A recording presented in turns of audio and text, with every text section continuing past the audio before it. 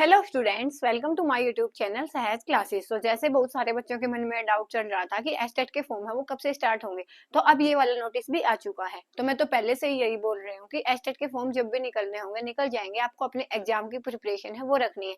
तो यहाँ पे हमारे पास अभी जो उसका इन्फॉर्मेशन बुलेटिन है वो नहीं आया है, लेकिन एस्टेट की जो ये फॉर्म की जो डेट है ना वो स्टार्टिंग कब होगी और लास्ट डेट कब होगी और कौन सी डेट को कौन सा एग्जाम होगा, तो वो तो मैंने पहले भी बताया था कि किसी बच्चे ने कमेंट में पूछा था कि मोस्टली क्या होता है, जैसे हम पहले वाले पैटर्न को देखें ना, तो वहां पे पीजीटी पहले लेते हैं इवनिंग में और उसके बाद जो नेक्स्ट डे जो संडे होता है ना उस दिन मॉर्निंग में तो लेते हैं टीजीटी का और इवनिंग में लेते हैं पीआरटी का। मींस ये लेवल 3 से स्टार्ट करके फिर लेवल 2 फिर लेवल 1 ऐसे एग्जाम देते हैं।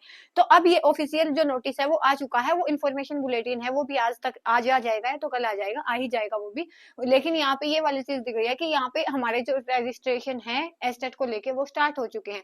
कब से कब तक है वो आपके, ये वाले देखो, इसको आपको बस 10 दिन ही मिलेंगे। यहाँ पे जो आपके रजिस्ट्रेशन है वो 4 नवंबर से शुरू होने वाले हैं और 14 नवंबर को वो खत्म हो जाएंगे। उसके इन 10 डेज है, इनमें ही आप वो फॉर्म है अप्लाई कर सकते हो। इसके बाद 2 दिन आपको मिलते हैं करेक्शन की। करेक्शन मीन्स क्या कि अगर आपने फॉर्म फिल करते समय कोई भी मिस्टेक वहां पे की होती है तो उसको आप इन 2 दिनों में ठीक कर सकते हो।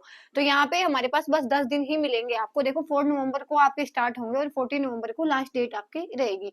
तो आपने लास्ट डेट के भरोसे नहीं बैठना, जितना जल्दी हो उसके एग्जाम को फिल कर देना। और इसका जो सेंटर है वो आपकी चॉइस के अकॉर्डिंग आपको मिलेगा, जिस भी सिटी का आप सेंटर डालोगे वहीं पे आपको ये मिल जाएगा। जो आपके नजदीक हो ना वहां पे आप इसको डाल सकते हो, इजिली आप दे सकते हो। उसके बाद क्या है कि हमारे पास 7 और 8 को एग्जाम होने वाला है। तो 7 का होगा सैटरडे। सैटरडे का जो हमारा एग्जाम होगा ना वो पीजीटी का होगा। मींस जो लेवल 3 का एग्जाम हमारा किसका रहेगा, सैटरडे का रहेगा। सैटरडे इवनिंग का रहेगा। तो इवनिंग का जो टाइम टेबल है वो होता है 3 से लेके 5:50 तक, 2.5 घंटे का। मीन्स 90 मिनट, 150 मिनट होती है। हाँ 150 मिनट है और 150 ही क्वेश्चन होते हैं हमारे एस्टेट के एग्जाम में। यहाँ पे हमें 230 आवर्स मिले हैं, तो 150 मिनट यहाँ से हमारी हो जाएंगे और 150 ही क्वेश्चन हमारे पास होते हैं।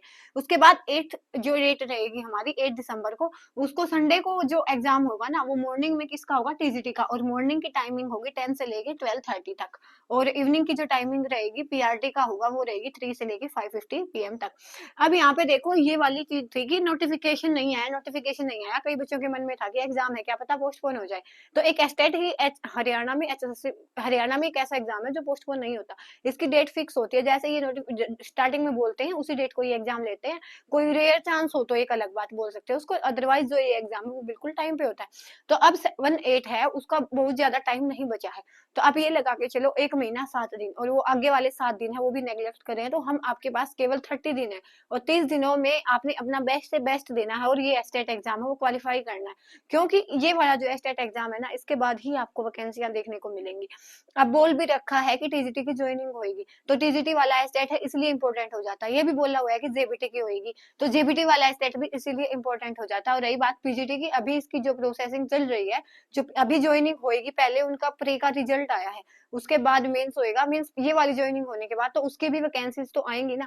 तो अगर बीच में वैकेंसीज आती हैं और हमारा एस्टेट नहीं होता है तो फिर यहाँ पे फिर हमें अफसोस होएगा। अदरवाइज आपने क्या करना कि ये वाला जो एस्टेट है ना इसको आपने बहुत सीरियस लेना। तो 30 ही दिन बचे हैं और अगर 30 दिन में भी आप 809 घंटे देते हो तो इजिली आपका ये एग्जाम है वो क्वालिफाई हो जाएगा। इतनी कोई लंबी बात नहीं होती। यहाँ पे 150 का एग्जाम है, हमें 90 मार्क्स लेने होते हैं, ना कोई नेगेटिव मार्किंग होती।